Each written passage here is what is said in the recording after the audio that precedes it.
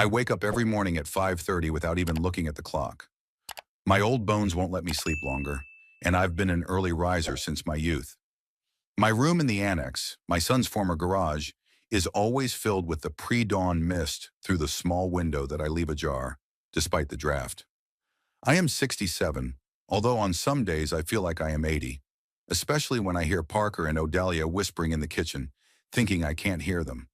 My father is becoming more and more absent-minded. Yesterday I noticed that he forgot to turn off the stove. They talk about me as if I already have one foot in the grave. After getting out of bed, I do some simple exercises for my back, which has been bothering me since I worked as an accountant for Hillman Construction for 42 years. 42 years at a desk with a calculator and papers. Some might find it boring, but I always found satisfaction in numbers. They don't lie, unlike people. After my warm-up, I quietly make myself some tea. The electric kettle makes noise, but not loud enough to wake my son and his wife. They get up at 7 when their daughter Bridget gets ready for school. Bridget is my only granddaughter, a 16-year-old girl with eyes so similar to those of my late wife Miriam.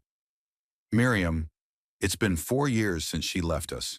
Pancreatic cancer, late diagnosis, quick and merciless death. After she left, our big house in the suburbs of Lexington became as empty as a discarded seashell. I wandered around the rooms for 2 months before Parker suggested I move in with them. "Sell the house, Dad," he said then, putting his hand on my shoulder. "We'll expand the addition and give you a separate entrance. You'll be better off with your family." At the time, his words sounded sincere. His wife, Odelia, even hugged me and whispered, "We'll take care of you, Cedric." I almost believed her. The house where Miriam and I had lived for 35 years sold for a good price. I kept a portion for myself and used most of it, almost 2/3, for the down payment on their new house in a prestigious neighborhood. It seemed like the right thing to do at the time. My son, my daughter-in-law, my granddaughter, they deserved a good start. Parker had a good but not highly paid job as a building inspector, and Odelia was just starting to climb the career ladder as a logistics coordinator. "Don't worry about the paperwork, Dad," Parker said when I asked if we should do something about my share of the house. "We're family. This house will be your home for the rest of your life." I nodded my thoughts, sipping my tea and looking out the window at Lexington waking up. I've always been naive, according to Miriam, too trusting for this world. The clock reads 6:45. I put away my cup, put on a sweater, and go out to the garden to check on the plants before the family wakes up. The small vegetable garden is my outlet. I grow tomatoes, cucumbers, radishes, and greens. Bridget says my tomatoes are the best in the world. At 7:10, I hear noise coming from the house. Parker has turned on the coffee maker, Odelia is making breakfast, and Bridget is taking a shower. I deliberately linger in the garden, giving them time for a family breakfast. A month ago, Odelia remarked that I was hovering over them in the mornings. "Grandpa!" Bridget's clear voice cuts through the morning air, and I can't help but smile. She runs out into the garden, already dressed in her school uniform, her red hair casually tied back in a ponytail. "I did my math homework. Do you want to check it?" "Of course, dear," I reply, wiping the dirt off my hands on my old jeans. We sit down on a bench, and I look over her equations. Bridget has inherited my love of numbers, although Parker has always been more of a humanities person. "There's a mistake here," I point to the third equation. "Look closer." She frowns, then her face lights up with understanding. "Right, I put the wrong sign. Thanks, Grandpa." She hugs me, and for a moment, the world feels right. Then Odelia's voice calls from the house. "Bridget, the car will be here soon." My granddaughter sighs and rolls her eyes. "Bye, Grandpa." She quickly kisses me on the cheek and runs off. I get up from the bench, feeling a sharp pain in my knee. Old age doesn't come alone, as Miriam used to say. Entering the house through the back door, I find Parker finishing his coffee. He glances at me briefly. "Good morning, Dad," he says without much enthusiasm. "Odelia left you some oatmeal." I nod, noticing the bowl on the table. Cold oatmeal. 2 years ago, Odelia made me omelets and joked that I was as picky about food as her father. Now it's cold oatmeal. Progress. "Thanks, son. Are you working late today?" Parker shrugs, his eyes still on his phone. "As usual, lots of inspections, even more paperwork." He gets up, putting the cup in the dishwasher. I noticed that he didn't wash the pan after making himself scrambled eggs. Of course, I'll wash it. We'll be late today, he says, heading for the door. Bridget has rehearsal, then Odelia and I are going out for dinner. Don't wait up for us. The door closes before I have time to respond. I am left alone in the kitchen with cold oatmeal and an unwashed frying pan. A typical morning in the house I help buy. After breakfast, I go about my usual chores, cleaning the kitchen, doing laundry, dusting. Odelia never asked me to do this, but I know that if I don't, she'll sigh irritably in the evening, muttering something about men who can't keep the house tidy. At noon, I make myself a sandwich and sit down at my old laptop. I check my email, mostly newsletters and bill notifications. I still pay for part of the utilities, even though no one asked me to. It's my initiative, my attempt not to be a burden. The phone rings. It's Emmett, my old friend from college. He's the only one who calls me regularly. Cedric, old man, how are you? His voice is full of energy, as always. Emmett is also 67, but unlike me, he refuses to grow old. He runs a small investment fund, plays golf on the weekends, and recently married for the third time to a woman 15 years his junior. Same old, Emmett. So you're still putting up with those ungrateful kids? He doesn't hide his opinion of my situation. Listen, I'm going to the Old Maple tomorrow. Want to join me? It's been a while. The Old Maple is a small bar in downtown Lexington where we sometimes meet. I agree. I need to clear my head. After our conversation, I pull an old ledger out from under my mattress. No one knows it exists. Here I keep track of how much I've invested in Parker's house, how much I pay for utilities each month, and what other expenses I cover. And since last year, I've started writing down every dismissive remark, every cold look. It's silly to keep such a record of insults, but I can't stop. Today's entry, cold oatmeal, didn't say thank you for cleaning up. Didn't invite me to dinner. I close the book and put it back in its hiding place. Why am I doing this? I don't know. Maybe it's a kind of therapy. Maybe it's proof to myself that I'm not going crazy, that my feelings are justified. In the evening, I'm sitting in my room rereading Dickens when I hear Bridget coming home. She knocks on my door, the only one who always does that. Grandpa, may I? She comes in with her backpack and plops down on the edge of my bed. How was rehearsal? I ask, putting down my book. Boring. She wrinkles her nose. Mr. Patterson criticized everyone again. He said I'm not emotional enough for Juliet. Juliet, huh? I smile. Want to read it together? I was pretty good in amateur theater when I was younger. Her eyes light up, and for the next hour we read Shakespeare, acting out scenes. Bridget laughs when I try to portray Romeo by dropping to one knee. My sore knee protests, but I endure. When Parker and Odelia return from dinner, we are still rehearsing. I hear their footsteps and voices. Bridget, Odelia calls. It's late. School tomorrow. My granddaughter sighs. I'm coming, Mom, she shouts, then adds in a whisper, Thanks, Grandpa. Juliet is better with you. She slips out, and a minute later, Parker pokes his head in the door. Dad, we asked you not to keep Bridget up late. She needs her sleep. We were rehearsing her part for the school play, I explain. That's what teachers are for, he snaps. Good night.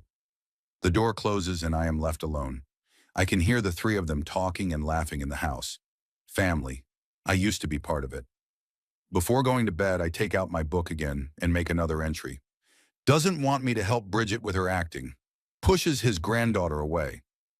Closing the book, I remember Miriam's last words. She was lying in her hospital bed, transparent as paper, holding my hand. Cedric, she whispered, don't let them take your dignity. Promise me. I promised, not fully understanding what she meant. Now I'm beginning to understand. As I lie in bed, I think about what Emmett would say if he knew the whole truth about how I'm being treated in the house I paid most of the money for. Sleep comes slowly, fitfully, and restlessly, like all my nights in this addition I call home. The Old Maple has hardly changed in the last 20 years. The same wood paneling on the walls, the same worn leather seats in the booths, the same smell of beer and old wood. I arrived before Emmett, took our usual booth in the corner, and ordered a ginger ale. I gave up alcohol 5 years ago because of my blood pressure medication. Cedric Hall, you look like a man who's about to go under, boomed a familiar voice. Emmett Pryor never entered a room. He always burst in. Tall, with a shock of gray hair, he wore a bright blue jacket that would have looked ridiculous on any other 67-year-old man, but not on him. "Good to see you, Emmett," I said, getting up to hug my old friend. "You're lying through your teeth," he laughed, sitting down across from me. "But I'm glad to see you anyway. Whiskey, Tom," he called to the bartender, who just nodded in response. Emmett was the only constant in my life since college. We met in our freshman year when we were both studying finance. I went into accounting, he went into investments, and he never missed an opportunity to point out that he had made the right choice. "How's your new wife?" I asked when Tom brought the whiskey. "Phoebe is wonderful." Emmett took a sip from his glass. "She's organizing a charity event next month. You should come, Cedric. Get out of your little house, have some fun." I shook my head. "You know I'm not good at these kinds of events." "I know your son and his wife keep you on a short leash." His voice suddenly became serious. "How long is this going to last?" "It's my choice, Emmett," I sighed. "They're my family." "Family doesn't make you feel like a burden." He tapped his fingers on the table, as he always did when he was annoyed. "But that's not why I called you here." He leaned forward, lowering his voice to a conspiratorial whisper. "Remember that investment we made 6 years ago? The tech company Orion Security?" I nodded. Shortly before Miriam's death, Emmett had convinced me to invest some of my savings in a cybersecurity startup. The amount was small but significant, about $30,000. Miriam thought it was a whim, but she didn't object. "You deserve a little madness," she said at the time. "What about them?" I asked, sipping my ginger ale. Emmett smiled broadly, his eyes shining like a boy's. "They went public 3 months ago. The stock has skyrocketed. I waited to make sure it wasn't a temporary spike before telling you." He took a folded piece of paper from his jacket's inside pocket and placed it in front of me. "Here's the account statement." I slowly unfolded the paper, put on my glasses, and stared at the numbers. I blinked. I looked again. Is this a mistake?" "No mistake, old man." Emmett saluted me with his glass. "Your 30,000 has turned into 483,000. After taxes, that's about 350,000 net." My hands trembled, and I put the paper down on the table. "My God," I whispered. This is freedom, Cedric." Emmett covered my hand with his. "Freedom from your ungrateful son and his wife. Freedom to start a new life." I stared at the statement, unable to take my eyes off the numbers. 350,000. In Lexington, that money could buy a decent apartment, or even a small house. "Emmett, I don't know what to say." "Tell them you're finally moving out," he squeezed my hand. "I can't stand watching how they treat you anymore. Miriam would turn over in her grave." The mention of Miriam brought a lump to my throat. What would she say now? What advice would she give? "I need to think about it," I finally said. "Of course," Emmett nodded, "but not too long. Life is short, especially at our age." We spent the rest of the evening reminiscing about old times. College, our first jobs, how I met Miriam at a party Emmett threw. He talked about his travels with Phoebe, his plans for the future. "You know, we're thinking about getting a house in Spain," he said, ordering a third whiskey. "You should come with us next year. Mediterranean diet, Spanish beauties. You'll shake things up." I smiled, but my thoughts were far away. I imagined a life without daily humiliation, without Odelia's cold stares, without the disappointment in Parker's eyes. A life where I could see Bridget without feeling like an unwelcome guest. "I have to go," I said, glancing at my watch. It was almost 10. "I have to get up early tomorrow." "Why?" Emmett snorted. "You're retired. You can sleep until noon." "Habit," I shrugged. Emmett insisted that his driver take me home. The luxurious sedan pulled up softly in front of Parker's house at 11 o'clock in the evening. "Think about what I said." Emmett patted me on the shoulder. "You deserve better, Cedric, and now you can afford it." I nodded, thanked him for the evening, and got out of the car. The house was dark, with only a dim light on in the living room. I quietly opened the door with my key and was about to sneak into the annex when I heard voices coming from the living room. "Not the same as he used to be," Parker said. "Yesterday I noticed he forgot to turn off the water in the garden. We spent an extra $30 on the bill." "I told you," it was Odelia's voice, low and irritated. "We can't watch over him forever. We have our own lives." I froze in the hallway, holding onto the wall. They were talking about me, unaware that I had already returned. I looked on the internet, Odelia continued. Golden Years is an excellent nursing home not far from here. They have single rooms, 3 meals a day, and nurses on duty around the clock. He won't agree, Parker sighed. You know my father. He's in no position to refuse, Odelia's voice hardened. Where will he go? His pension would only be enough for a room in the slums, and we'll finally turn the extension into a home gym, just as we planned. I felt nausea rising in my throat. A gym. That's what I was to them. An obstacle to a gym. We need to talk to Dr. Lewis, Parker said. If he confirms that Dad needs constant care, we can put him there and not feel guilty. Honey, Odelia's voice softened. We're not doing anything wrong. Your father will be better off there. Professional care, interaction with his peers, and we'll be able to live our own lives. I slowly backed away toward the door, trying not to make any noise. I went outside and only then allowed myself to take a deep breath. My hands were shaking. My heart was pounding. I walked around the house and entered the annex through a separate entrance, locked the door, and sat down on the bed. A nursing home. That was their plan. Get rid of me, free up space for a gym. But what about the money I invested in this house?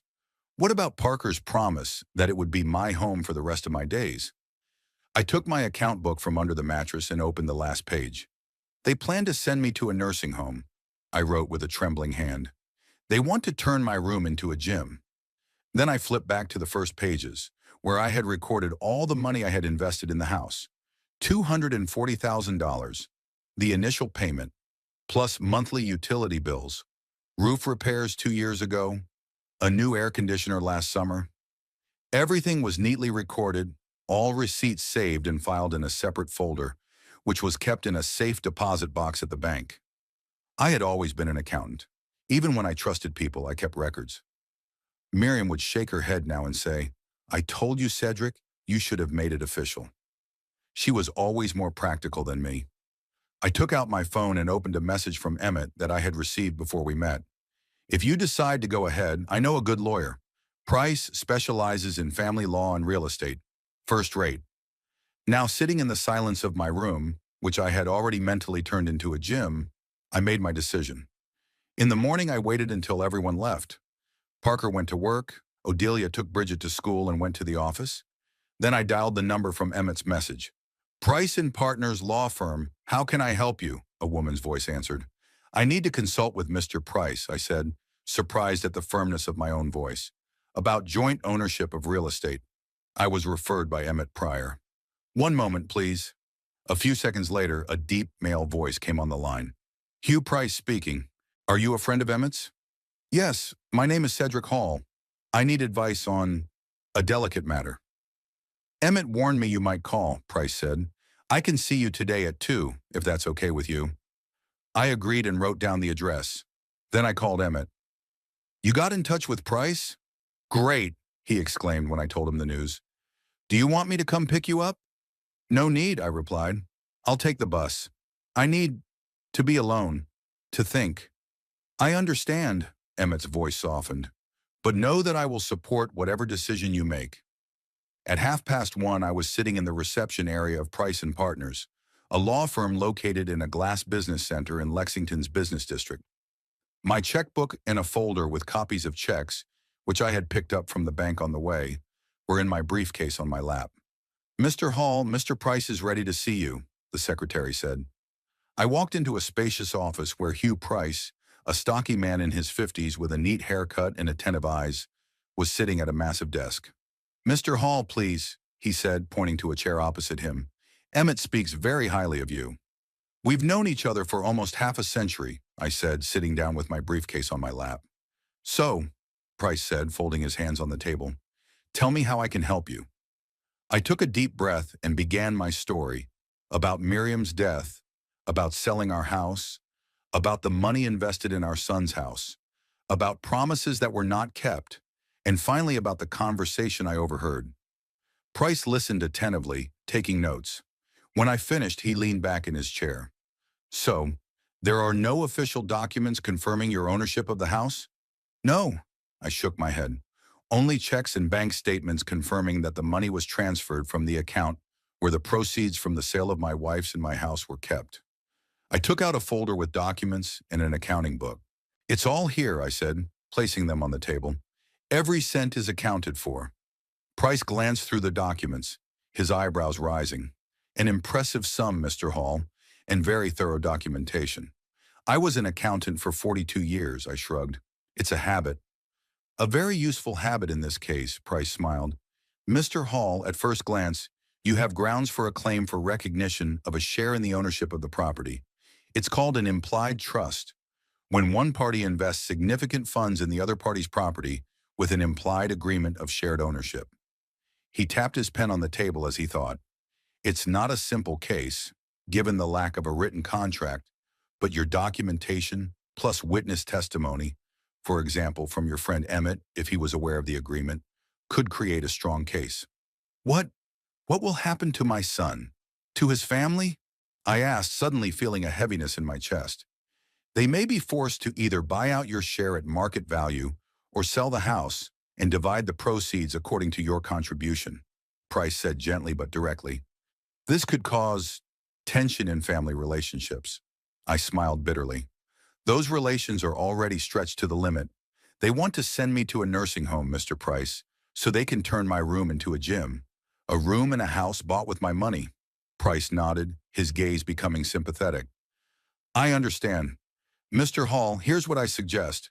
I'll study your documents in detail and prepare a preliminary legal opinion. Then we'll meet again, and I'll present you with all the possible courses of action and their potential consequences. The decision, of course, will be yours. How long will that take? Give me a week, he said. I want to be sure we've considered all aspects. I nodded, feeling both determination and fear. There would be no turning back if I went down this path. But did I have a choice? Allow them to send me to a nursing home? To take away the last shreds of my dignity? Don't let them take your dignity, Miriam's voice whispered in my memory. I agree, I said, shaking Price's hand. In a week. Leaving the office, I took a deep breath of the cool autumn air. Something had changed. For the first time in a long time, I felt in control of my life. I had money that no one knew about. I had a plan. And even though Parker and Odelia didn't know it yet, their lives were about to change as dramatically as they had planned to change mine. The week after my meeting with the lawyer dragged on painfully slowly. Every night I returned to the annex, which they had already mentally turned into a gym, and lay awake, running through different scenarios in my head. I continued to pretend that nothing had changed, cleaning the house, cooking dinner, which Parker and Odelia rarely appreciated, helping Bridget with her homework. Hugh Price called me on Wednesday when I was home alone. Mr. Hall, I've reviewed all the documents. His voice sounded confident. We have a good case, not perfect, but with a high chance of success. When would be a good time to meet for a detailed discussion? We agreed to meet next week. A plan was slowly but surely forming in my head, like minerals crystallizing underground, invisible to the eye, but with inevitable certainty. On Friday, Parker announced at breakfast that they were having a family dinner on Sunday evening. It's been a long time since we've all gotten together, he said without looking at me. Bridget needs more family traditions. I nodded, feeling a strange premonition. Parker didn't usually care about family traditions. Something was up, and I suspected I knew what it was. The conversation about the nursing home, a formal notice that I was being evicted from the annex. I'll make something special, I offered. No need, Odelia replied quickly. I'll order from Lorenzo's. Their lasagna is divine. The Italian restaurant Lorenzo's was Parker's favorite place. Odelia only ordered from there on special occasions, or when she wanted to soften Parker up before a difficult conversation. Yes, something was definitely brewing. On Sunday, I woke up with the first rays of the sun. I did my usual back exercises, drank tea, and checked the news on my tablet. At 10 o'clock, I got a message from Emmett. How's it going, old friend? Price said you've got a good case. Call me if you need help. I'm always on your side. I smiled as I reread the message. Emmett had always been there for me, from college until now. Even when Miriam and I were too busy to keep up with our friendship, he still called, visited, and invited us to dinners and celebrations. Such loyalty is rare. The day dragged on slowly. Bridget was at a friend's house. Odelia was preparing dinner, and Parker was tinkering with the car in the garage. I tried to stay away from home, wandering around the neighborhood, sitting in the park with a book, as if preparing for battle, gathering strength. At 6 o'clock in the evening, the doorbell rang, a delivery from Lorenzo's. I helped Odelia set the table, noticing that she had ordered my favorite salad with arugula and pear. It was a small gesture that might have touched me if I hadn't known about their plans. Bridget returned, beaming after a day with her friend. She hugged me, telling me about the new movie they had seen. "Grandpa, you would have loved it. There was this old detective, smart like you. He outsmarted everyone in the end." "Sounds interesting, sweetheart," I smiled, stroking her hair. By 7, everything was ready. We sat down at the table, Parker at the head, Odelia to his right, Bridget to his left, and me across from him. It was the perfect picture of a family dinner. Odelia even lit the candles. "So," Parker began after we had filled our plates, "Mom and I have some news. Here it is." I tensed up inside but continued eating, trying to look calm. "We've decided to make some changes to the house," he continued, exchanging glances with Odelia. "Oh, are we going to renovate?" Bridget asked enthusiastically. "Can I repaint my room?" "Not exactly, dear," Odelia smiled. "We're thinking about remodeling Grandpa's annex." I felt my stomach tighten. They were really going to say it at dinner, right in front of Bridget. "Where will Grandpa move to?" his granddaughter asked in confusion. Parker cleared his throat, adjusting his shirt collar. "You see, we think Grandpa would be better off in a special place. Their professionals will take care of him, and he'll be able to socialize with people his own age." "You want to send Grandpa to a nursing home?" Bridget sat up straight, her eyes widening in shock. "Golden Years isn't just a nursing home," Odelia quickly interjected. "It's a premium facility with personalized care, entertainment, excursions." "But Grandpa isn't old or sick," Bridget exclaimed. "He helps me with my homework. He's better at math than you are." "Bridget," Parker's tone became harsher, "this is an adult decision. Grandpa sometimes forgets things. It's hard for him to take care of himself." "That's not true," Bridget turned to me. "Grandpa, tell them." I slowly put down my fork and wiped my lips with a napkin. All eyes were on me. I felt anger building up inside me, anger that had been building up for years, but I forced myself to speak calmly. "Parker, Odelia, I appreciate your concern, but I am perfectly capable of living on my own." "Dad," Parker leaned forward, his voice condescending, as if he were talking to a child. "We've thought this through. Your pension will be enough to live in Golden Years if we add a little extra." "If you add a little extra," I repeated, feeling my voice tremble, "to my pension, which is barely enough for a room in a dormitory." "We want what's best for you," Odelia added with a fake smile. "Imagine, you won't have to cook or clean." "I like to cook and clean," I replied, "and I'm still strong enough to do it, despite what you say." Parker sighed and exchanged glances with Odelia. "Dad, be reasonable. We need more space. Bridget is growing up. She needs a room for her studies." "I don't need a room for my studies," Bridget protested. "I want Grandpa to stay." "Quiet," Parker scolded her. "Adults are talking." I looked at the son I had raised, whom I loved with all my heart, and saw a stranger before me. When did he become like this? When did my presence become an inconvenience that needed to be removed? "Parker," I began slowly, "this house was bought mainly with my money." Silence hung in the kitchen. Bridget shifted her gaze from me to my parents. Odelia froze with a fork in her hand. "What do you mean?" Parker asked, his voice tense. "I mean that the $240,000 I put down as a down payment was 70% of the cost of the house at the time of purchase." "It was your gift," Parker said slowly. "You said so yourself. I said I would help you buy a house. In return, I expected a place in the family, not eviction when I became inconvenient." Parker's face reddened. "We're offering you better terms than you deserve." His voice grew louder. "You forget to turn off the water, the stove. You're becoming a danger to yourself and to us." "Parker," Odelia said warningly, putting her hand on his shoulder. But he shook it off. "No, let him know the truth." He jumped up, looming over the table. "We've put up with you for 4 years. You live in our house, eat our food." Which I cook myself and partially pay for, I remarked, maintaining outward calm, though my heart was pounding. And you dare to make demands? Parker was almost shouting now. You're the worst father living off us. Bridget gasped, and Odelia froze. A heavy silence hung in the room, broken only by Parker's heavy breathing. I slowly stood up, looking my son straight in the eye. I'll make sure I disappear from your life today, I said quietly but firmly. Parker snorted, the tension in his shoulders easing slightly. He exchanged glances with Odelia, and they both smirked. Sure, Dad, he said condescendingly. Where are you going to go? Sleep on a park bench? Didn't you just say I'm a danger to myself? I asked with a bitter smile. Make up your mind, son. Odelia laughed, covering her mouth with her hand. Cedric, let's all calm down, she said conciliatorily. We can discuss the details later. Right now, let's just have dinner as a family. As a family.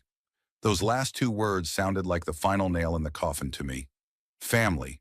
What did they know about family? Bridget, I turned to my granddaughter, whose eyes were glistening with unshed tears. I love you, baby. Don't forget that. Grandpa. She started to get up, but Parker put his hand on her shoulder, holding her in place. I nodded as if making a decision and left the kitchen. Behind me, I heard Odelia whisper, He's just upset. He'll calm down tomorrow. Parker replied, Let him get some fresh air. Where's he going to go? In my room, I took my time. I took an old suitcase out of the closet, one I had brought from Miriam's in my house. I carefully packed several sets of clothes, toiletries, and photo albums that I had collected over the years. I took a framed photo off the shelf, me, Miriam, and little Parker on the beach. It was easy for all of us to smile back then. I ran my finger over Miriam's face, then over my little son's face. Where had that happy boy gone? When had he turned into this cold, calculating man? I wrapped the photo in a sweater and put it in my suitcase. Then I took my account book in the folder with the documents I hadn't given to Price from under the mattress. All of that went into the suitcase too. I looked around to make sure I hadn't forgotten anything important. Books, clothes, trinkets. All of these things could be replaced. The most valuable things were already with me. I left a short note on the table. Parker and Odelia, I'm going away for a couple of days to clear my head, as you advised. Don't worry about me. Cedric. I looked at my watch. It was almost 9 in the evening. I could hear sounds coming from the kitchen. They were continuing dinner without me.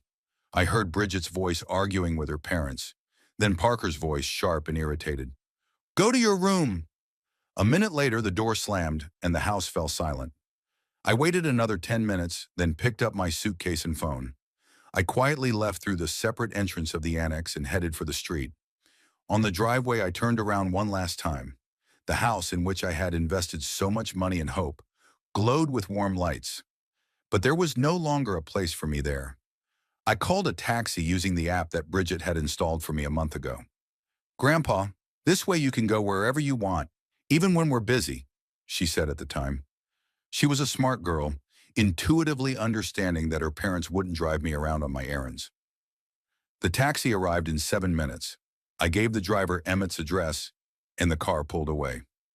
Looking out the window at Lexington Street rushing by, I felt a strange sense of relief. It was as if the weight that had been pressing on my shoulders for the past few years was beginning to lift. My phone vibrated. A message from Bridget. Grandpa, are you okay? Mom and Dad say you're just being dramatic. I'm worried.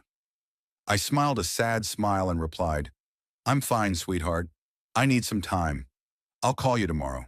I love you. She replied immediately, I love you too. Promise you'll call? I promise, I typed and turned off my phone. Emmett's house was located in a prestigious neighborhood of Lexington, a large modern mansion with a well-kept garden and lighting. When the taxi stopped at the gate, I saw the front door open and Emmett appear on the threshold. Finally, he exclaimed, coming down the steps to help me with my suitcase. I thought you'd never make up your mind. Were you waiting for me? I asked in surprise, paying the taxi driver. Of course, Emmett slapped me on the shoulder. I've known you for half a century, Cedric. You're not the type to put up with humiliation forever. Sooner or later, you would have said, enough is enough.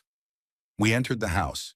In the spacious foyer, we were greeted by Phoebe, Emmett's third wife, a slender woman in her 50s with short blonde hair and a friendly smile. "Cedric," she hugged me. "I'm so glad you came. Emmett told me everything. The guest room is ready, and I've put out fresh linens." "Thank you, Phoebe." I was touched by their concern. "I didn't want to impose." "Nonsense," Emmett waved it off. "Stay here as long as you need, even forever." "I'll find a place to live as soon as possible," I promised.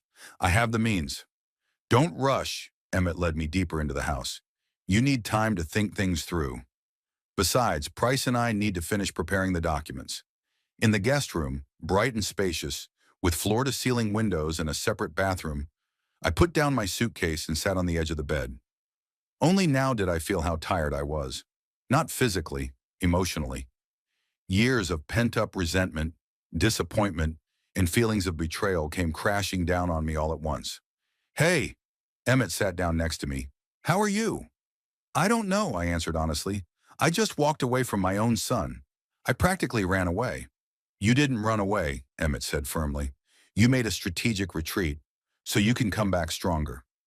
I nodded, not entirely sure that was true. But one thing I knew for sure, there was no turning back. The bridges were burned, and somewhere deep inside, beneath layers of sadness and exhaustion, I felt a tiny spark of freedom. "What now?" I asked, looking at my old friend. "Now you're going to rest," Emmett said, getting up and heading for the door. "And tomorrow we'll start a new chapter in your life. A chapter where you'll finally stop being a doormat." He paused in the doorway. "And Cedric, Miriam would be proud of you today." When the door closed, I lay down on the bed without undressing.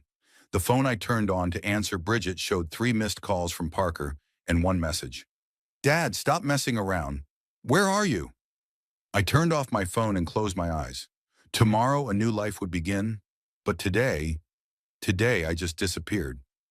I spent the first 3 days at Emmett's house in a strange stupor. I was surrounded by comfort and care, but it all seemed unreal, as if I were watching what was happening from the outside. Parker called every day, at first irritably, then with a note of concern in his voice. I didn't answer, but I listened to his messages. "Dad, this isn't funny anymore. Bridget is worried." "Cedric, this is Odilia. Parker is very upset. Please call us." "Dad, where are you? If you're not back by tomorrow, we're going to the police." On the 4th day, I finally responded, but only to Bridget's message. "Grandpa, please tell me you're okay. Mom and Dad are going crazy, and I'm afraid you're somewhere alone and not doing well." I wrote her a short message. "Sweetheart, I'm fine. I'm safe staying with a friend. I need some time. Don't worry about me." She replied instantly, "Can I come to you?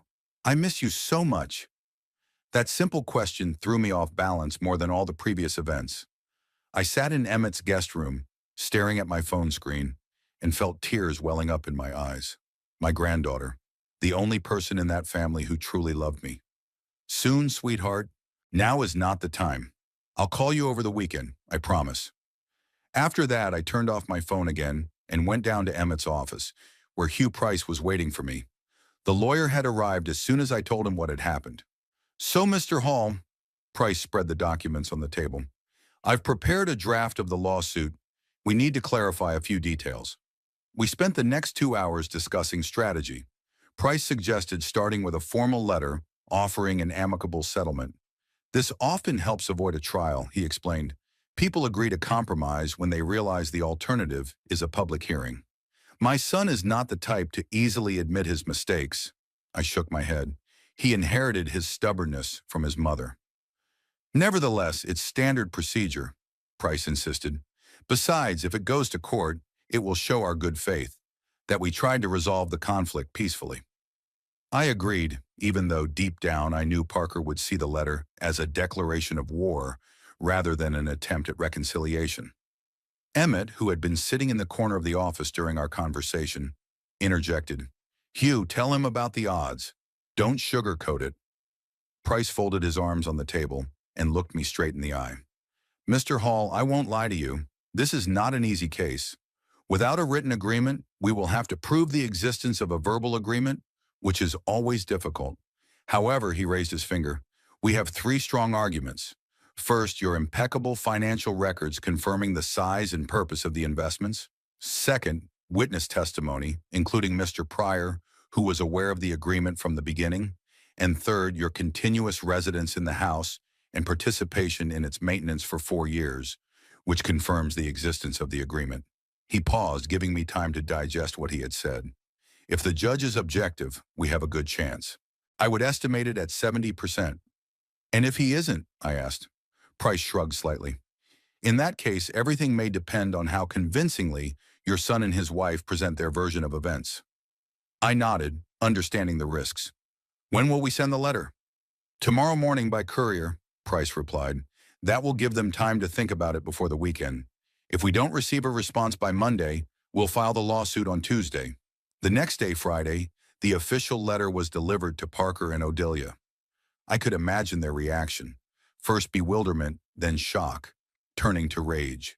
My phone started ringing almost immediately after the estimated delivery time. But I didn't answer. Instead, I went with Emmett to look at apartments. My friend insisted on this, arguing that I needed to think about the future and not dwell on the conflict. Look, he said, showing me a modern studio apartment in a new building not far from the center. It's 10 minutes from the park, close to cafes and a library. Perfect for you. The apartment was nice, bright with panoramic windows and a small balcony. I could imagine myself here, reading a book in an armchair by the window, having tea with Bridget. How much? I asked the realtor, an elderly woman with kind eyes. $230,000, she replied, but the owner is willing to discuss the price. I exchanged glances with Emmett. It was within my means, even with a reserve for furnishings and unexpected expenses. I'll think about it, I said, feeling strangely excited. My own place, independence, a new life. When we returned to Emmett's that evening, a surprise awaited me. Standing on the doorstep was a teenager with a bicycle, a courier from a local delivery service. Mr. Hall, he asked, checking the notes on his phone. I have a package for you. It was an envelope sealed and with no return address. Inside was a letter written in Bridget's familiar handwriting. Grandpa, I don't know what's going on between you and Dad, but today some man came to our house with some papers, and after that, Dad yelled so loud that the neighbors almost called the police. He said terrible things about you, and Mom cried. Then they went somewhere, and when they came back, Dad was a little calmer, but still angry. I overheard their conversation. I know it's not right, but I was worried. Dad said you're trying to take our house away from us. Is that true? Please explain to me what's going on. P.S. I found your address in Mom's phone when she wasn't looking. Don't tell them I wrote to you. Love you, your Bridget.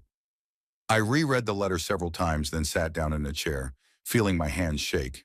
Emmett waited silently, then asked, Bad news? I handed him the letter. From my granddaughter, I said. She's a smart girl. Too smart for her age. Emmett read the note and whistled. They were quick to get a lawyer. I wonder who advised them. I turned on my phone to text Bridget. The screen showed 27 missed calls and dozens of messages. From Parker, Odelia, even from several mutual acquaintances whom my son had apparently told his version of events.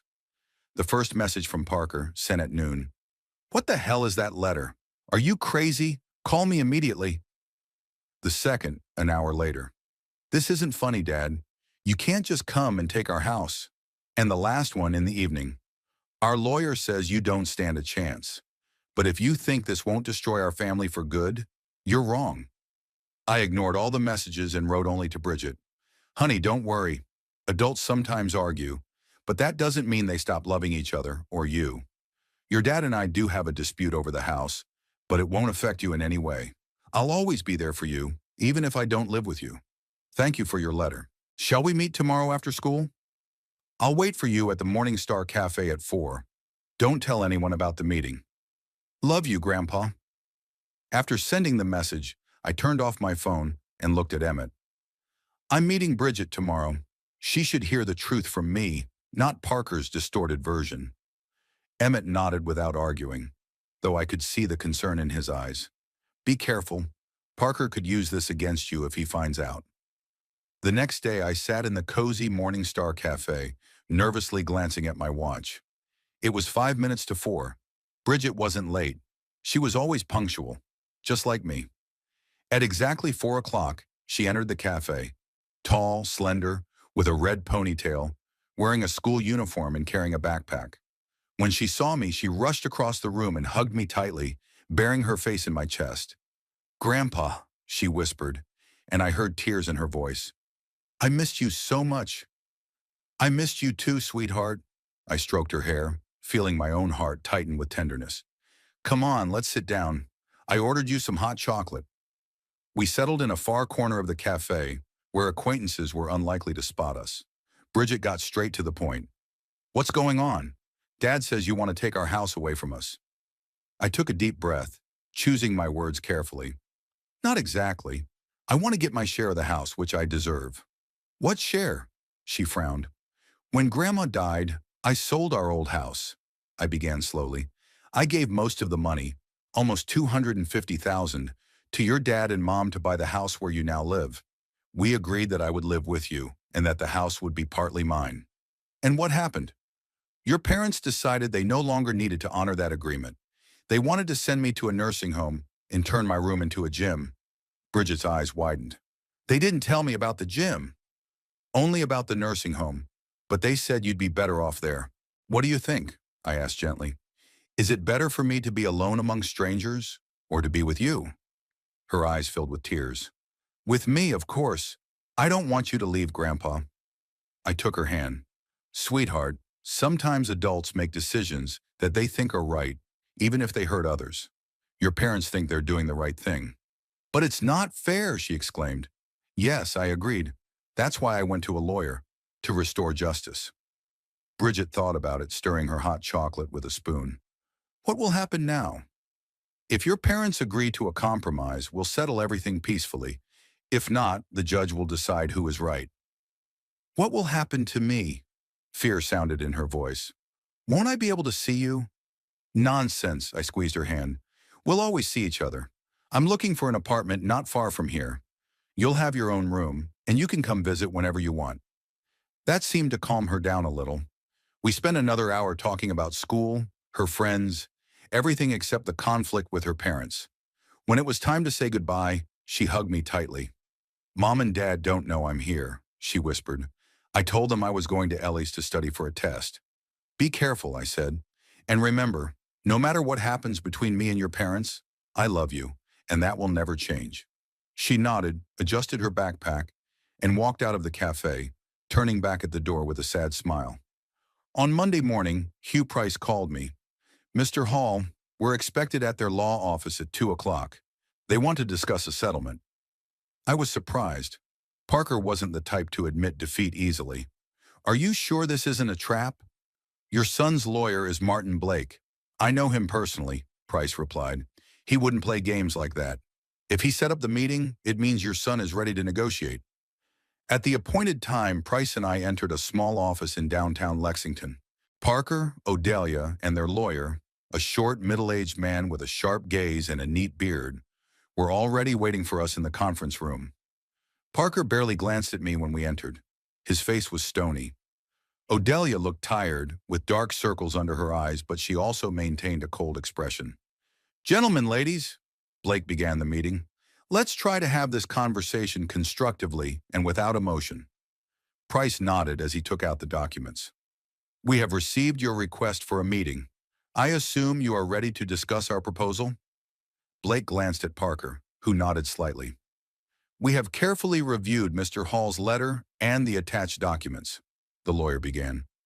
"And although my clients find it difficult to agree with the interpretation of events, they are willing to discuss certain compensation in exchange for dropping the lawsuit."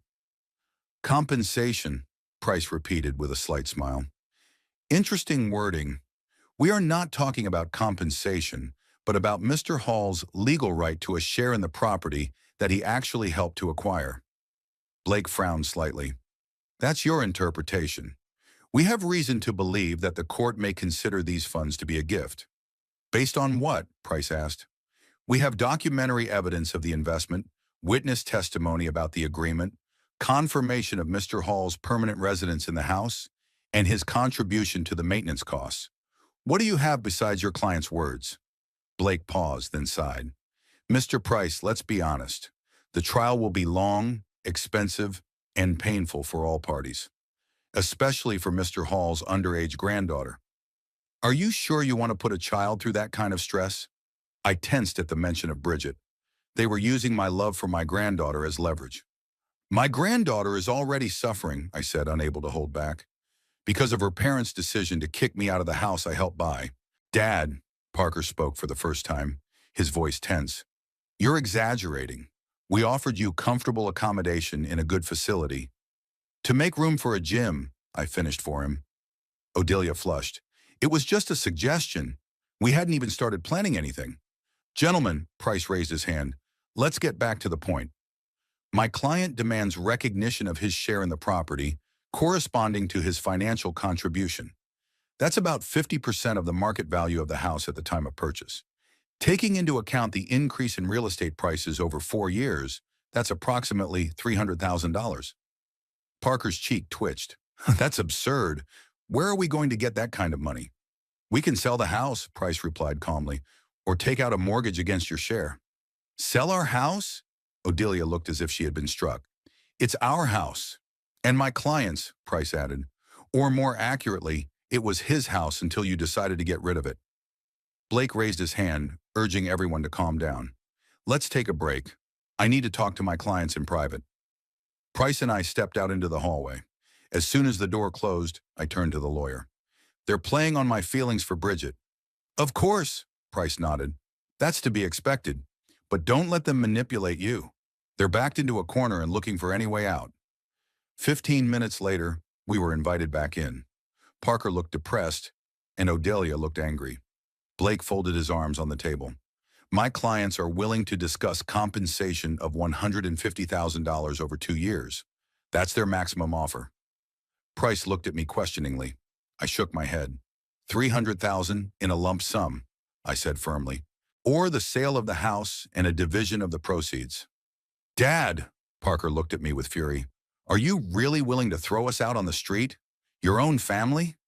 You were the first to decide to throw me out on the street, son, I replied, or more accurately, into a nursing home. We can offer $180,000, Blake interjected. That's really the maximum my clients can afford without selling the house. Price looked at me again. I thought about it. $180,000 plus what I already have. That would be enough for an apartment and a comfortable life. But it wasn't just about the money. $200,000, I said finally, and a public apology from Parker and Odelia for trying to send me to a nursing home against my will. What? Parker jumped up. You want us to apologize for taking care of you? Parker, Blake put his hand on his shoulder, forcing him to sit down. Let's not get heated. He turned to me. Mr. Hall, my clients may agree to $200,000, but a public apology, that's excessive. Then we'll settle this in court, I stood up. Price, we're leaving. Wait, Odelia exclaimed. We'll accept $200,000, and we'll apologize, but not publicly, only within the family. I gave her a long look. She had always been practical, unlike Parker with his pride. Okay, I finally agreed. $200,000 within 30 days and an apology in front of Bridget and Emmett Pryor. And I want it all in writing. Blake nodded, looking relieved. We'll have the agreement ready in the next few days. When we stepped outside, Price shook my hand. Congratulations, Mr. Hall. It's a good deal. I nodded, feeling a strange emptiness inside. I had won, but at what cost? Parker's face, contorted with rage, was before my eyes. My son, my only child, now probably lost to me forever. Mr. Hall, Price's voice brought me back to reality. You did what you had to do. They left you with a choice, either a humiliating existence on their terms or a fight for your dignity. You chose dignity, and I'm sure your late wife would have approved of your choice. I smiled a sad smile. Thank you, Mr. Price. You're right. Miriam always said our son should respect his elders. It's a pity he didn't learn that lesson. On the way to Emmett's house, I turned on my phone and saw a message from Bridget. Grandpa, Mom and Dad came back from some meeting. Dad was yelling that you were blackmailing him, and Mom was crying in the bathroom. What's going on? Please reply. I sighed and wrote, We've reached a compromise, sweetheart. Everything will settle down soon. Don't worry, you will always be a part of my life, no matter what happens between me and your parents. A minute later, the reply came. Do you swear? I swear, I replied, feeling a lump in my throat. Emmett was waiting for me at home with a bottle of champagne. Tell me everything, he demanded as soon as I crossed the threshold. I told him about the meeting, the agreement we had reached, and Parker and Odelia's faces. 200,000, Emmett whistled, plus what you already have from your investments. You're a wealthy man now, Cedric. Money can't compensate for the loss of a son, I sighed. Emmett shook his head. You didn't lose your son, Cedric. You lost him long before that, when he stopped seeing you as a father and started seeing you as a burden. Today, you just stopped pretending that everything was fine. I nodded, knowing he was right, and yet deep down, I still hoped that one day, perhaps, Parker would understand what had happened, and maybe he would find the strength to apologize sincerely, not out of coercion, but from the heart. But until that day came, I had a new life to build, and a granddaughter to protect from the consequences of adult conflicts. 3 weeks passed, but the promised apology never came. Parker avoided meetings, citing his busy schedule, and when Price pressed him, citing the terms of the agreement, my son made a new demand. The meeting had to take place without Emmett, just the family. He's bargaining like he's at the market, Emmett said indignantly when I told him about it. And you still doubt the correctness of your decision? I just sighed. Something told me that Parker was not looking for a compromise, but a way to humiliate me, to make me feel like a traitor to my family. Without a witness, it would have been easier to do. During that time, I managed to buy the apartment that Emmett and I had been looking at. It was a bright, spacious one-bedroom on the 4th floor of a modern building with an elevator and a concierge. I had already moved some of my things there and was slowly settling in, although I was still technically living with Emmett. On Wednesday morning, Price called me. Mr. Hall, we have a problem. His usually confident voice sounded concerned. Blake has informed us that his clients are refusing to comply with the terms of the agreement. What? I sat up, feeling my heart skip a beat. But we agreed on everything. Formally, the agreement has not yet been signed, Price said. Blake was dragging his feet on preparing the documents, and now I understand why. They decided to take a chance and go to court. I pressed my fingers to my bridge of my nose, trying to cope with my disappointment. Of course, Parker couldn't just give up. His pride wouldn't allow it. What now? Now we file a lawsuit as we originally planned, Price replied firmly. I've already prepared all the documents. If you agree, I'll file them with the court tomorrow morning. I agreed. I didn't really have a choice, and something inside me just clicked. If Parker wanted a fight, he was going to get one. The hearing was set for October 3rd, 2 weeks later. The court seemed to be in a hurry to resolve the case, which was unusual for civil lawsuits, which usually drag on for months. We're lucky with the judge, Price explained as we prepared for the hearing. Judge Eleanor Hammond is known for her intolerance of family conflicts and her tendency to resolve them quickly and decisively. Is that good for us? I asked. Price shrugged. It depends on how she perceives our story. Hammond usually sides with whoever she considers more vulnerable. In your case, that could be an advantage. The day of the trial came unexpectedly quickly. I put on my best suit, the one I had once worn to marry Parker to Odelia. The suit was a little loose. I had lost weight in recent weeks, the stress affecting my appetite. Emmett insisted on driving me to court himself. Cedric, remember, he said as we drove, whatever happens, you did the right thing. You're defending your dignity. Miriam would be proud of you. I nodded, but my thoughts were far away. I remembered little Parker, who once looked up to me with adoration, as if I were a hero. When did everything change? Maybe I wasn't a very good father. Maybe I didn't support him enough, didn't praise him enough. Stop it, Emmett said, as if he could read my mind. I've known you for almost 50 years. You were a great father. Parker chose his own path. Price was already waiting for us in the courthouse. He was composed and exuded confidence. Everything is ready, he said. I've reviewed the defense's materials. They are trying to present your contribution as a gift, citing parental responsibility to help children. It's a pretty weak position, especially considering your financial records. In front of the courtroom, I saw Parker and Odelia. They were standing next to Blake, talking quietly about something. Parker noticed me first. His gaze turned cold, his lips pressed into a thin line. Odelia also looked at me, but quickly looked away. The hearing began at 10 o'clock sharp. Judge Hammond, an elderly woman with a sharp gaze and pursed lips, got straight to the point. "So, we have a family dispute over property rights," she said, looking through the documents. "Mr. Hall Sr. claims that he invested significant funds in his son's house with a verbal agreement to live together. Mr. Hall Jr. and his wife claim that these funds were a gift. Am I understanding the essence of the case correctly?"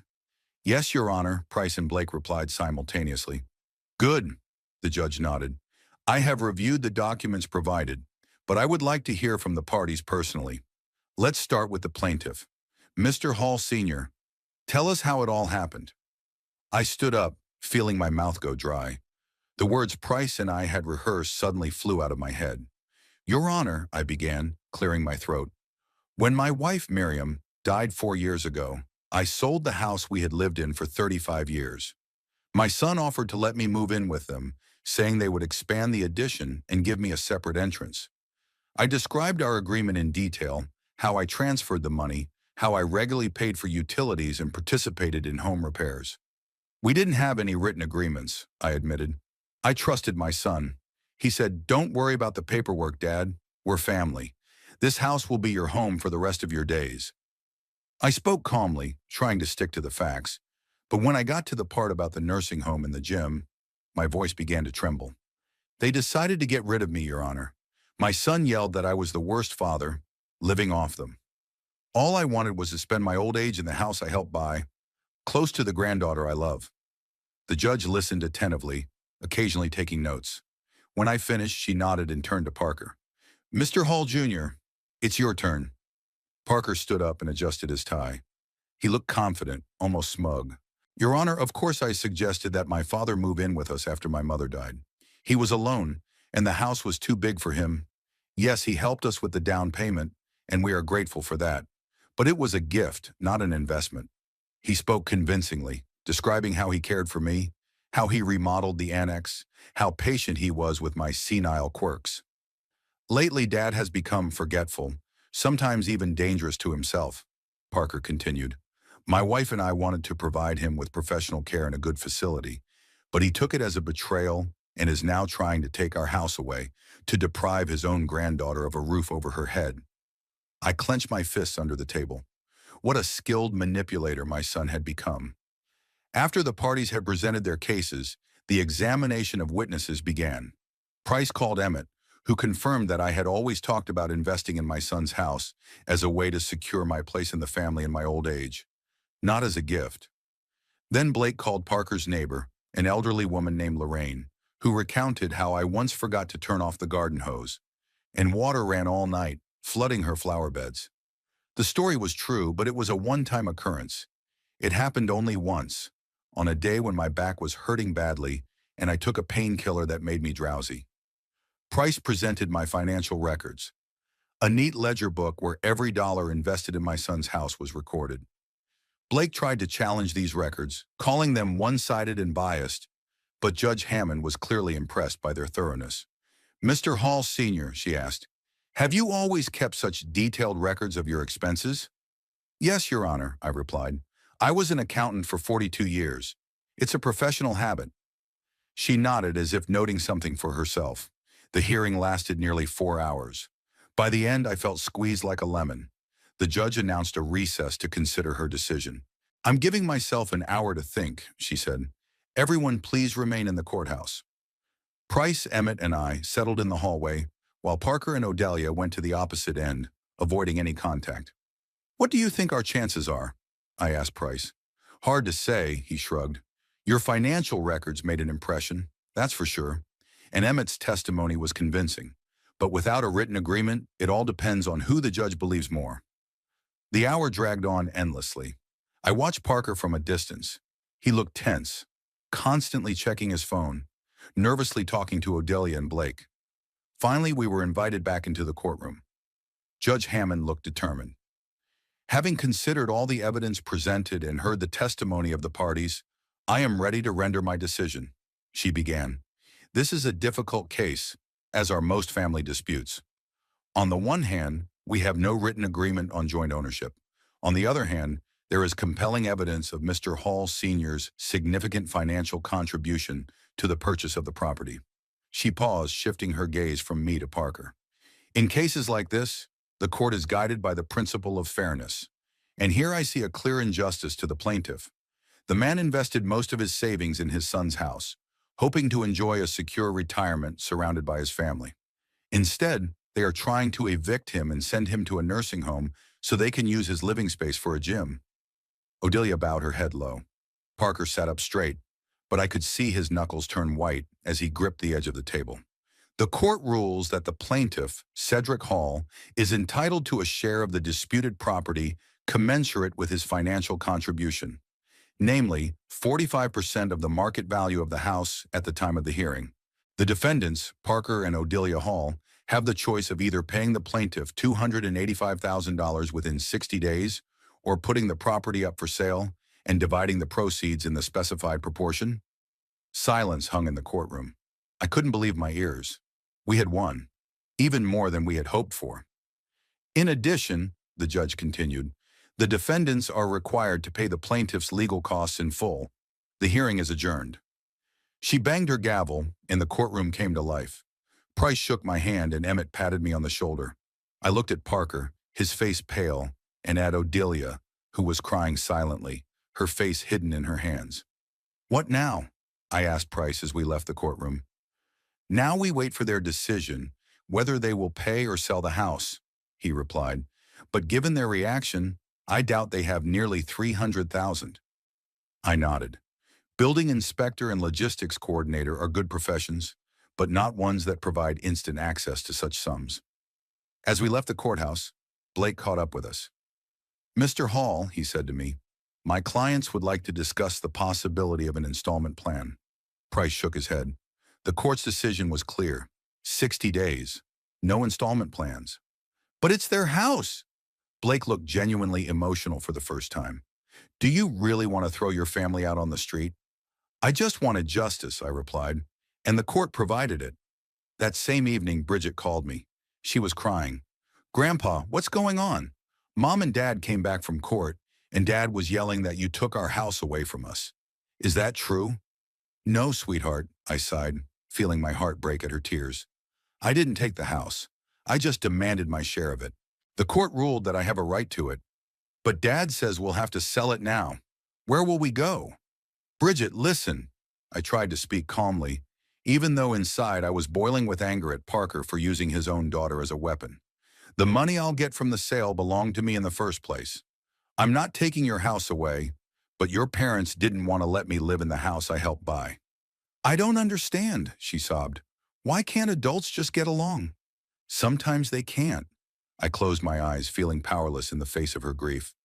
But I promise I'll always be there for you, no matter what happens. I have my own apartment now, and there's a room for you in it. You can come anytime. Dad won't let me, she whispered. He said you're not part of the family anymore. Those words hit me harder than I expected. Not part of the family, after everything I've done for them. Your dad is very upset right now, I said, trying to keep the tremor out of my voice. Give him time to cool down. In the meantime, you know where I live, right? You can come by after school if you want. I'll come, she promised. Just don't tell Mom and Dad. A week after the trial, Parker put the house up for sale. The news quickly spread throughout their neighborhood. Neighbors, many of whom knew me, began asking questions. Parker and Odelia tried to keep quiet, but rumors spread quickly. One of Parker's colleagues found out about the lawsuit, and soon everyone in his office was talking about how he was trying to evict his elderly father for the sake of a gym. His son's reputation, which had always been impeccable, began to suffer. Odelia faced a similar problem at work. Her boss, an older woman, openly expressed her disapproval of how they had treated me. You'd think that marrying a caring boy like Parker would teach you to respect your elders, she said to Odelia in front of her colleagues. The story reached me through mutual acquaintances. The house was sold for $610,000, a little less than Parker had hoped, but the Lexington real estate market was not doing well. My share was $274,500. Another $10,500 covered legal costs.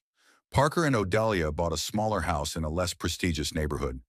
Bridget had to change schools, which was a heavy blow for her. She left her friends and familiar surroundings. Another reason to resent the grandpa who ruined everything.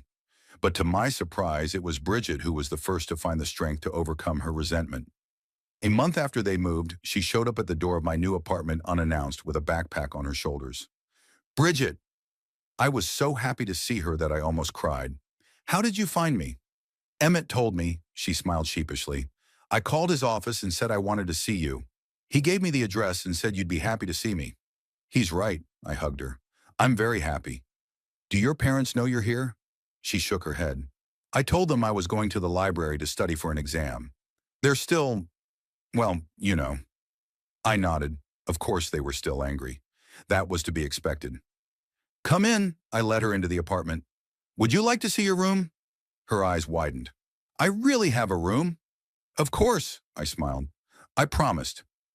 I showed her the small but cozy room I had set up especially for her, with a desk, bookshelves, and a comfortable bed.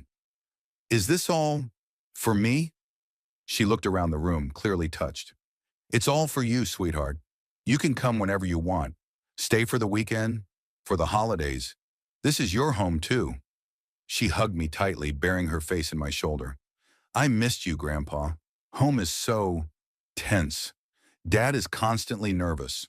Mom cries at night. They think I can't hear them, but the walls in the new house are thin. I'm sorry it turned out this way, I said sincerely. I never wanted to hurt you or your parents. I know, she pulled away and looked me in the eyes. I understand that, and I want you to know that no matter what Dad and Mom say, I will always love you. You will always be my family. I felt tears welling up in my eyes. At that moment, despite all the losses and pain of the past few months, I felt that it had not been in vain. My granddaughter stood before me, looking at me with a love and understanding that I had not seen in my son's eyes for many years. You can come here anytime, I repeated, squeezing her hand tightly. Even if your parents are against it, this door will always be open to you. She nodded, smiling through her tears, and I realized that whatever the cost of my fight for justice, it was worth it. For this moment, for this connection, for the opportunity to remain a grandfather to Bridget, despite all the disagreements with her parents. The winter in Lexington was surprisingly mild. The window of my new apartment overlooked a park where, even in December, patches of green grass remained among the patches of snow. In the mornings, I watched elderly couples walking their dogs, young mothers pushing strollers, children playing in the playground. Life went on as usual, and now, for the first time in a long time, I felt like I was part of it, not an outside observer. My apartment became a real home. One bedroom for me, the second for Bridget, a cozy living room with floor-to-ceiling bookshelves, a compact kitchen where I experimented with new recipes. On the balcony, I set up a mini garden, containers with greenery that was pleasing to the eye even in winter. It was my space, my fortress, where no one could tell me I was a burden or that I had forgotten to turn off the stove. Bridget came every Friday after school and stayed for the weekend. At first, Parker and Odelia were against it, but then they apparently decided that it gave them a chance to relax a little. Besides, Bridget was stubborn. She took after me in that respect, as Miriam used to say. Once, when Parker forbade her to come to my place, she simply didn't come home from school and came straight to me, and we had to call her parents so they wouldn't worry. After that incident, they tacitly accepted our meetings. Grandpa, can I invite Ellie over on Saturday? Bridget asked one Friday evening as we were making dinner. We could do math together. She's having trouble with algebra. Of course, sweetheart, I smiled, cutting vegetables for the salad. Your friends are always welcome here. She beamed, then added hesitantly, only, Ellie lives near our old house. Maybe you could pick us up. Dad won't let me take the car, and the bus takes too long. I froze, the knife suspended over the tomato. The old house, the neighborhood where strangers now lived, the neighborhood where I might run into Parker or Odelia. Of course, I said, trying to hide my excitement. Write down Ellie's address, and I'll come pick you up. On Saturday afternoon, I parked near the house that Bridget had indicated in her message. It was a large two-story mansion, very similar to the one where my family used to live. The girls were already waiting on the porch. Bridget and her friend, a petite brunette with lively eyes. They climbed into the back seat, chatting animatedly. I turned onto the main road, trying not to look at the old house, but I couldn't help myself and glanced briefly as we drove past. The new owners had already changed the color of the front door from blue to red and installed a swing set in the front yard. It was strange to see the place I had invested so much hope in so quickly become someone else's home. "Grandpa, are you okay?" Bridget's voice brought me back to reality. "Yes, sweetie, just thinking." I smiled at her in the rearview mirror. The evening with the girls was fun. I helped them with their algebra, then we made pizza and watched a comedy. When Ellie left, her father picked her up. Bridget suddenly became serious. "Grandpa, I wanted to tell you something." She sat down next to me on the sofa. "Mom and Dad, they fight all the time." I sighed, expecting something like this. 3 months had passed since the trial and the move, but the wounds inflicted by this conflict had hardly had time to heal. "What are they arguing about?" I asked cautiously. "Everything," she shrugged. "Money, the new house. Who's to blame?" "Dad says that if Mom hadn't insisted on the gym, none of this would have happened. Mom says that if he earned more, we could pay you your share and keep the house." I closed my eyes for a moment. Just like when I was a child, when my parents were divorcing, each blamed the other, and neither wanted to admit their responsibility. "I'm sorry you have to listen to this," I said, hugging my granddaughter around the shoulders. "I think they might get divorced," she whispered, and I heard the fear in her voice. "Bridget, listen." I turned her to face me. "Whatever happens between your parents, they both love you more than anything in the world. And so do I. You will always be surrounded by love, even if things change." She nodded, but I could see that my words didn't comfort her much. At 16, it's hard to accept that the world can fall apart and be rebuilt. The following week, Emmett called me. "Cedric, I have news." His voice sounded unusually serious. "I just heard from John Peterson. Remember him? He works for the same company as your son." "What happened?" I tensed up. "Parker has handed in his resignation. John says he found a job in Cincinnati, Ohio. They're moving." I sank into my chair, feeling my heart skip a beat. Cincinnati. That's in another state, 3 hours away from Lexington. They're taking Bridget, taking her away from me. "Are you sure?" I asked, even though I already knew the answer. "Yes, John overheard Parker discussing it with his boss. The salary is higher, the cost of living is lower, and, as Parker said, away from toxic relationships." I thanked Emmett for the information and hung up. Of course, I understood my son's decision. Lexington had become a city of defeat and humiliation for him. Colleagues and neighbors knew about our story, and some openly condemned him. A new job, a new city, a chance to start with a clean slate. But what about Bridget? What about our Friday dinners, our weekends, her room, which I had so carefully furnished? I didn't have time to finish these thoughts before the phone rang again. Bridget's name lit up on the screen. My hands trembled as I answered the call. "Grandpa." Her voice sounded muffled, as if she were speaking from under a blanket. "Do you know yet?" "About Cincinnati?" I asked quietly. "I just found out." "I don't want to go." Her voice sounded desperate. "I don't want to leave you, my friends, my school." "Sweetheart," I tried to speak calmly, even though I was boiling inside. "Sometimes we have to make difficult decisions. Your parents think this is best for everyone." "No," she almost shouted. "It's best for them. They don't care how I feel. I'm not going, Grandpa. I'm staying with you." I closed my eyes, feeling my heart break. More than anything in the world, I wanted to say yes, to tell her she could stay with me, that we would find a way, that I would fight for her like I had fought for my share of the house. But I couldn't do that. I couldn't drag her back into the conflict between adults. Couldn't make her choose between her parents and me. "Bridget, listen to me," I said softly but firmly. "Cincinnati isn't that far away. 3 hours by car. I'll come to see you. You'll come to see me on vacation. We'll talk on the phone every day. Nothing will change." "Everything will change," she sobbed. "Dad hates you. He won't let me see you." "Your dad doesn't hate me," I lied. "He's just very hurt and upset right now. It will pass with time. In the meantime, we'll find a way to stay close, even if we're far apart." There was silence on the line, broken only by her quiet sobs. "Do you promise?" she finally asked. "Do you promise we won't lose each other?" "I promise," I said, and at that moment I vowed to myself that I would keep that promise, no matter what it took. They left a month later. Parker didn't call me, didn't say goodbye. We hadn't seen each other since that day in court. Odelia sent a short message with Bridget's new address, and I was grateful to her for this small gesture of reconciliation. The first few weeks without my granddaughter were difficult. The apartment felt empty and quiet, especially on Fridays, when I was used to hearing her laughter, discussing school with her, and cooking her favorite meals. We talked on the phone every evening, and I sent her a new phone with an unlimited plan so that Parker couldn't control our communication through the bills. She told me about her new school, new friends, and new home.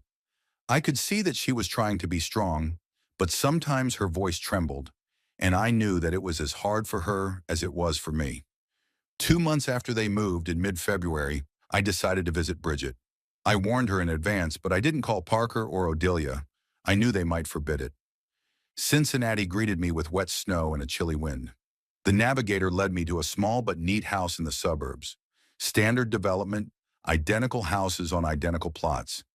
So unlike their former home in Lexington, spacious, with character, and a well-kept garden.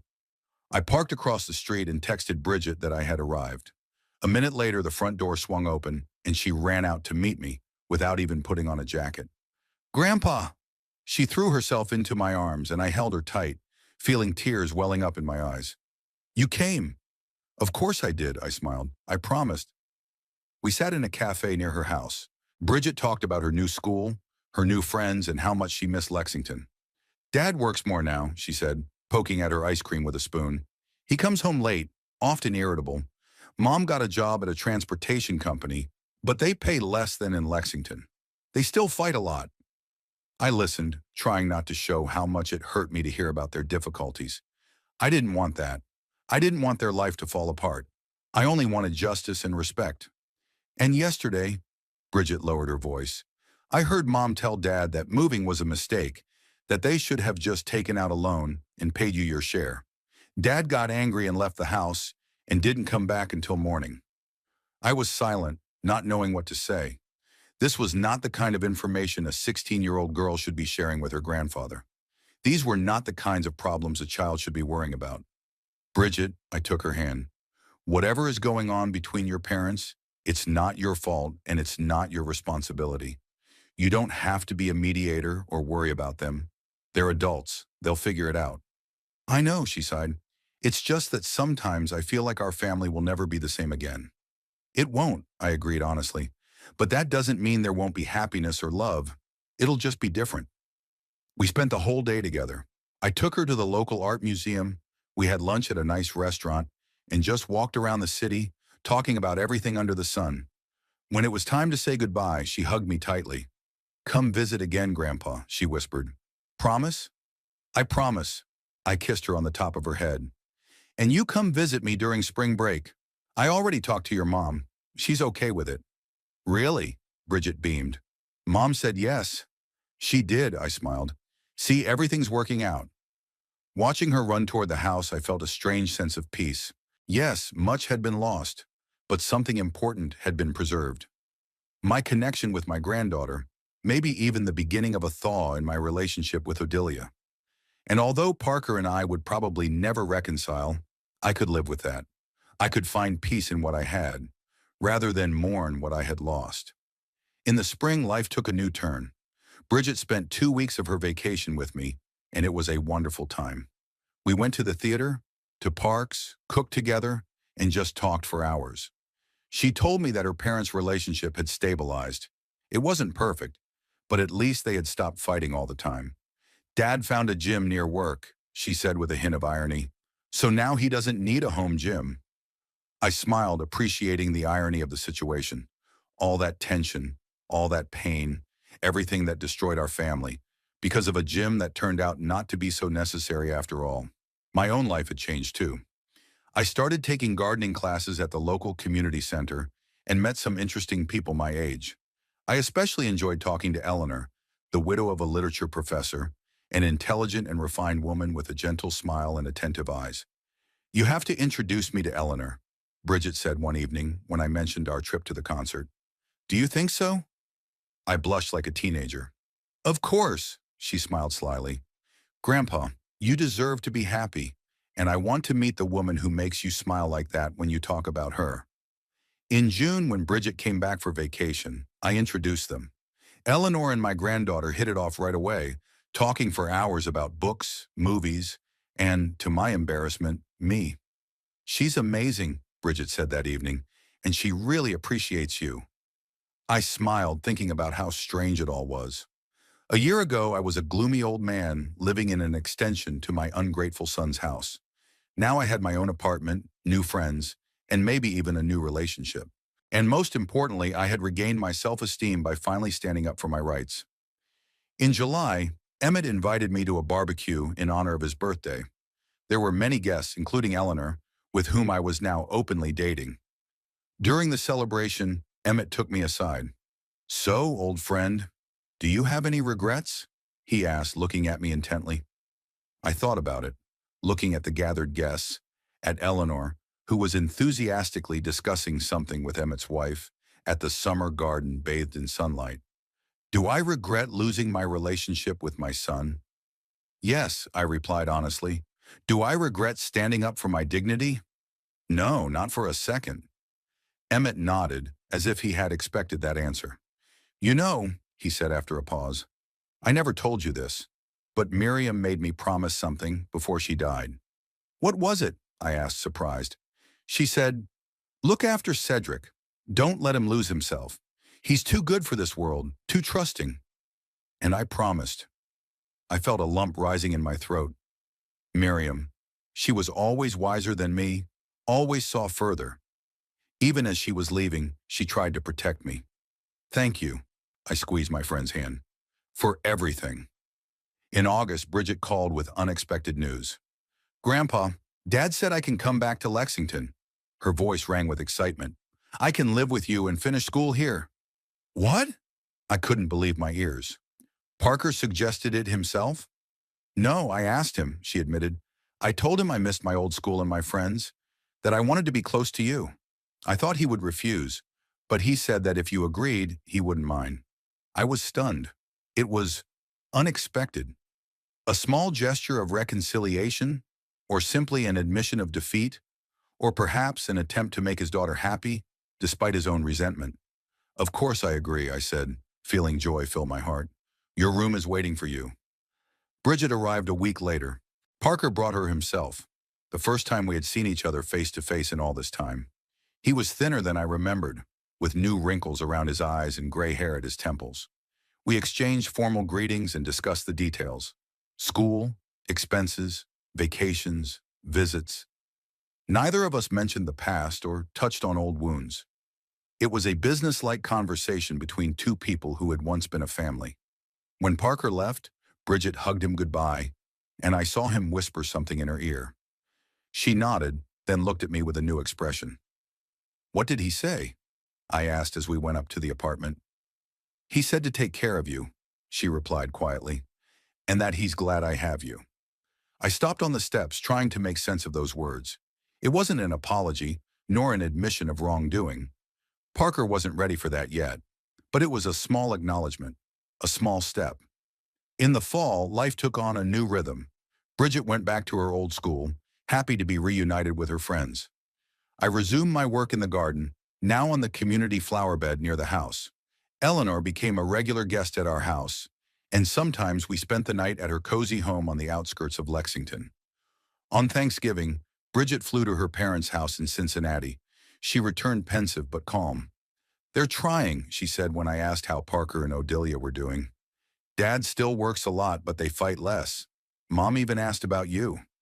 Really? I was surprised. What did she want to know? She asked if you were happy, Bridget smiled. I said yes. That you have your own home, friends, Eleanor. That you are finally living your own life, not someone else's. I thought about her words. Indeed, for the first time in a long time, I was living my own life, by my own rules, without having to constantly look back at other people's expectations and demands. You know, Grandpa, Bridget put her head on my shoulder, as she used to do when she was a child. Sometimes I think that everything turned out exactly as it should have. If it weren't for that dinner, that argument, maybe you'd still be living in the annex, unhappy and lonely. And now? And now I'm finally living a full life, I finished for her, even if I paid a high price for it. She nodded, and we fell silent, looking out the window at the falling snow, the first of the season. I thought about my journey, about losses and gains, about how sometimes you have to lose something valuable to find yourself. I thought about Miriam, who seemed to have foreseen all this, about her last words. Don't let them take your dignity away. I kept the promise I made to her, and although the journey was difficult, the result was worth it. I was no longer a shadow, no longer a burden, no longer a person for whom others made decisions. I was Cedric Hall, a man who, at 67, found the strength to start a new life. There will probably never be reconciliation with Parker. The wounds are too deep, the resentment too strong. But maybe with time, understanding will come. Maybe someday he will realize that I was not fighting against him, but for myself. For now I have everything I need. A roof over my head that no one can take away from me. A granddaughter who looks at me with love and respect. Friends who support me in difficult times. And a woman with whom I can share the twilight of my life. This is not a perfect fairy tale happy ending. This is life, with all its complexities, compromises, and losses. But this is my life, and I am finally living it on my own terms.